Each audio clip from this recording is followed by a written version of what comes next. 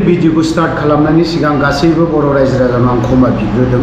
Actually नैबे भिडिअखौ नागा केटसिनखौ आं दिनै मेन चेनेलाव हगारनांगौमोन, मोनसे ब्लग दङमोन, बे ब्लगाव हगारनांगौमोन। ओमफ्राय जायफ्रा नायनो इन्टारेस्टेड दङ बिथांमोना नायबानो जाबाय। ओमफ्राय जायफ्रा इन्टारेस्टेड गैया बा गोसो गैया नैबे मोनसे भिडिअखौ एकदम दा नायथार आरोखि, खारन बियो बैसो जानाय बा ओरैहाय जायफ्रा बिदिनो रेस्टुरेन्ट बा गुबुन गुबुन हटेलाव ओंखाम जानो सुखुवा बिथांमोननि थाखाय बे भिडिअआ नङा आरोखि। जायफ्रा बेचेलर ना, जायफ्रा 30निफ्राय 40सिम बा 45सिम बिथांमोना नागा केटसिनखौ जानो ओंखाम जानो लुबैदों, बे सापागुरियाव फैना जाफैनो हागोन। आं जोबथारनायाव बेखौल' बुंगोन, जायफ्रा नैबे भिडिअखौ नायनो मोजां मोना बिथांमोना नायनो नाङा, आरो बैसोरनि थाखाय नङा। आं नैबे गेदेर चेनेल अफ्रि दैमारि चेनेलावहाय गुबुन टपिकसो लाबोबाय थायोमोन, खिन्थु दिनैहाय उफाय गैया लाबोनो गोनां जादों। थ' बिदिब्ला स्टार्ट।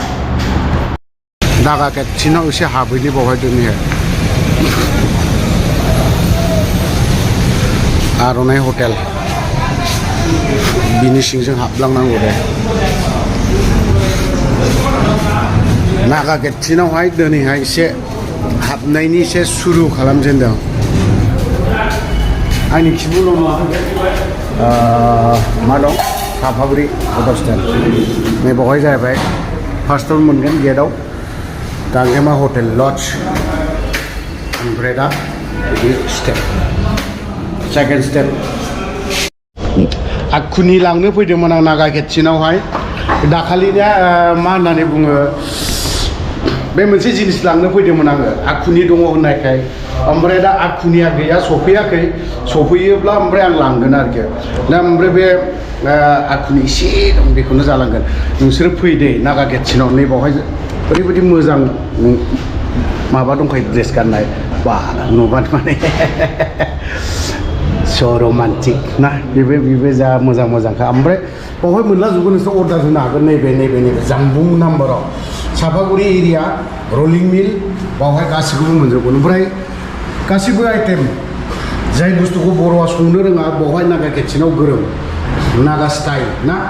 ओमफ्राय जाय मानसिया दिनै बाङालिफ्रा संनो रोङा, गुबुनफ्रा संनो रोङा ना, बे बुस्थुखौ ओरैबायदि स्टाइलाव ओरैबायदि साफा गोथाव, जाय बुस्थुखौ खनसे मोनजाब्ला सेकेन्ड टाइम फैनो लुबैबावगोन। बेथ' ओंखामा पुरा निस्सय माइब्रा बायदि आथार जाथारगोन। नैबे जामबुं नाम्बार दं, बावहाय थाबनो कन्टेक्ट खालाम। ओमफ्राय न'आव फेमिलि इन्जय खालामदो जानायनि फारसे, गुबुनाव नङा दै, जानायावसो। ओमफ्राय दा बावहाय बैनाया लाजिना खारबायलै, बेदरबो जाया, बेलाय माथो बाङालि स्टाइल, बेलाय माथो बियो खोन्थानांला।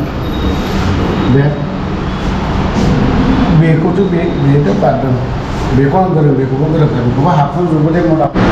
आखुनि दे बे आखुनि, ओरैबायदि गोथावल' जाखादों। अमा बेदर एसे माने नैबे गामला मोखाङाथ' बेफोरखौ बाद होआ, जानायाव अस्थादखा। ओमफ्राय जायफ्रा गेसाव जानो हाया बियो दाजा। मोदोमनि साख्रु साख्रा, ओमफ्राय लिभारनो किडनिनो गासैबो स्रां। खननै खनथाम जानांगौ दे।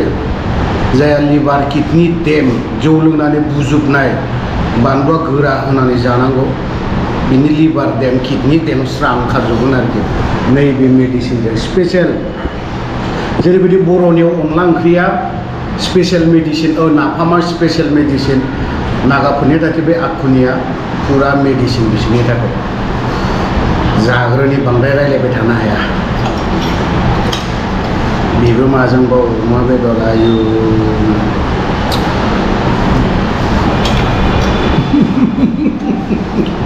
नागा केटसिन। ओमफ्राय बावहाय नागाफोरनि ट्रेडिसनेल ड्रेस गाननाय, आर्ट बोनाय आरोखि, आर्ट ना सावगारि बोनाय ना, बेखौ नुनो मोनगोन। लोगोसे बावहाय जानायफोरनि आइटेम, नोंथांमोना नै बावहाय जामबुं नाम्बार होनाय दं नैबे गाहायाव, बे जामबुं नाम्बाराव कन्टेक्ट खालामनानै लकेल एरिया ना लकेलाव अनलि सापागुरि गोजोनपुरि रलिं मिल बेफोरबायदियाव पेकिं खालामनानै हैनाय जायो हम डेलिभारिबो जायो सिस्टेमा ओमफ्राय नै बे रुनाय आखुनि दंजोबो दे माहाय थांनाय ओमफ्राय नै बिदि दंजोबो स्केनारफोर दं सोरबा खालामनो गोसोब्ला बेफोराव क्लाक खालामनो हागोन नङा होमबा बिदि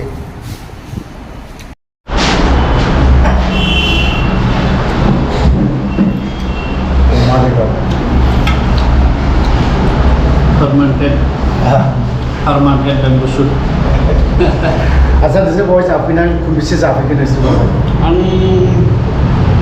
खेबबासोआनो जाबाय नालाय जों नागा किटचेनाव जानानै माबायदि नांदों दा जोंथ' सिगां ओरैहाय थांनानै जाहैनाय जायोमोन बाहेरायाव दा बेखौ दा गावनि जायगायाव मोनबाय मोजाङानो बिराद मोजां जायो आच्छा थेंक इउ दादालाय आं दिनैसो फार्स्ट टाइम ज'बाय दिनै माबायदि नांदों जानायनानै जानोथ' मोजां मोनदों सेकेन्ड टाइम आरो फैफिनबाव फंबायालाय आंबो दिनैसो फार्स्ट टाइम आच्छा जोबथारनायाव आं बेखौनो बुंगोन जे दहायो आखुनिखौ जानानै सोरबा सोरबाया लिभार किडनि एसेब्लाबो मोजां हामो होनना बुङो सरि क्षमा खालाम आं बेखौ ओरैनो मोनसे इन्टारेस्टआव बा मोनसे जकिं हिसाबै बाथ्राखौ बुंनाय जादों नोंथांमोना बे नागा किटचेनाव फै आरो जाफै नागा किटचेननि मोनसे टेस्टखौ लाफै जायफ्रा नैबे बे भिडिअखौ आं एक्सुवेलि ब्लगावसो हगारखानांगौमोन आं दहायनो क्षमा बिखादों गासैनावबो जायफ्रा इन्टारेस्टेड दङ नागा किटचेनाव जाफैनो जोंनि सापागुरिनि बे ट्राफिक खाथियावनो क'क्राझार थांनाय बास स्टेन्ड अट' स्टेन्ड दङ ओमफ्राय बिनि खाथियावनो एटाचनो मोनसे आर'नाइ हटेल मोनसे दं बे आर'नाइ हटेलनि लेफ्ट साइडजों मोनसे लामा फिसा दं बेजों हाबबोनानै मोनसे गेट मोनबावगोन आरो बे गेटआवहाय गांजेमा लड्स लिरनाय दङ बे गांजेमा लड्सनि लामाजोंनो फैबानो फार्स्ट सेकेन्ड स्टेपाव गांजेमा नैबे माबायाखौ मोननो हागोन नागा किटचेनखौ थ' बिदिब्ला नोंथांमोना गोबाव खालामालाफानो माथो बिदि थाबाय थानो नागा किटचेननि ओंखाम संनाय ना जोंनि बर'नि संनायफोरबायदि गासिबो नागा स्टाइल गासिबो मोनजाजोबगोन जायफ्रा नागाफोरनि ओंखाम संनाय मोनजायाखै बा नागा स्टाइल संनायखौ मोनजायाखै नोंथांमोना फैनानै जाफैनो हागोन थ' लोगोफोर आं भिडिअखौ बारा गोलाव खालामनानै दोनथ'बाय जय बर' हारि